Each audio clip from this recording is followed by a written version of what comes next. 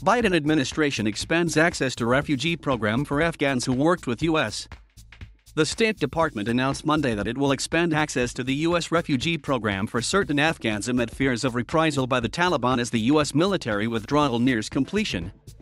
The new designation creates a pathway to the U.S. for Afghans who do not qualify for the Special Immigrant Visa program, which Congress created to allow Afghans and Iraqis targeted because of their work for the United States to relocate to safety in the U.S.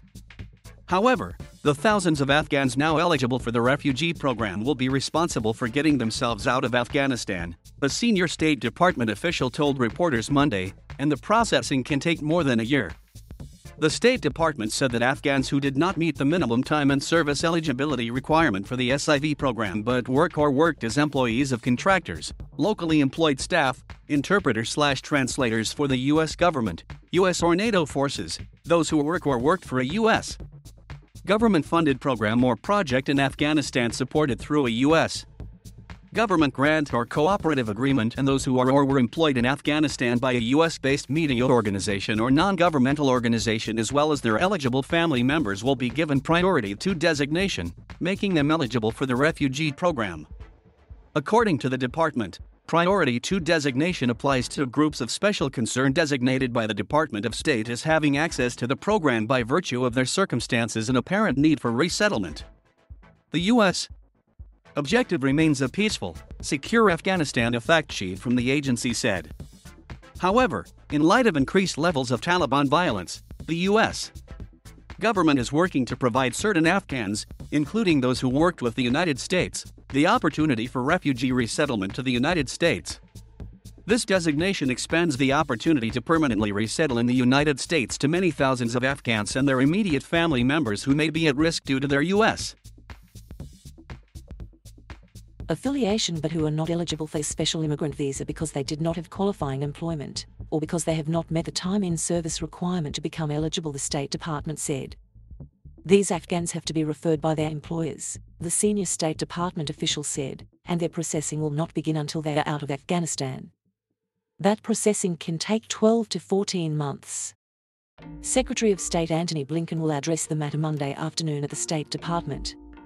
On Friday, the first flight of SIV applicants, about 200 people, including those who worked with the US and their families, landed in the US, part of a priority group of 700 Afghan SIV applicants who have completed most of the background process required to get a visa.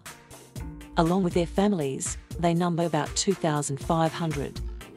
However, the process of applying for the Special Immigrant Visa program to come to the United States can take years. And of the 20,000 people in the SIV pipeline, about 10,000 have only just begun the process, the State Department said in recent weeks. The US government will not be offering similar flights for the refugee applicants at this point, the official said. This program is meant to expand the aperture of people who have an opportunity to be resettled in the United States beyond the SIVs, the official said.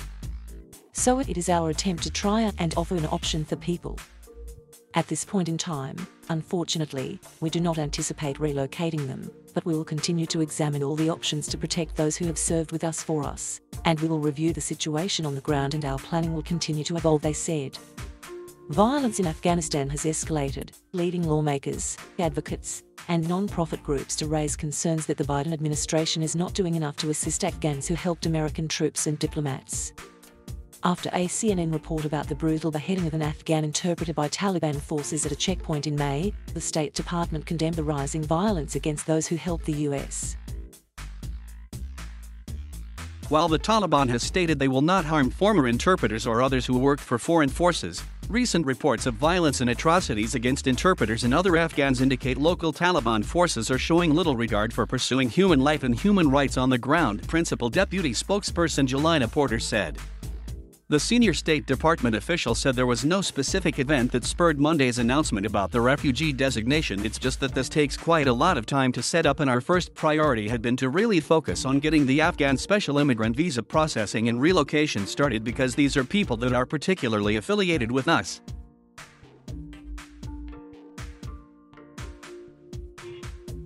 Thank you for watching. Please subscribe.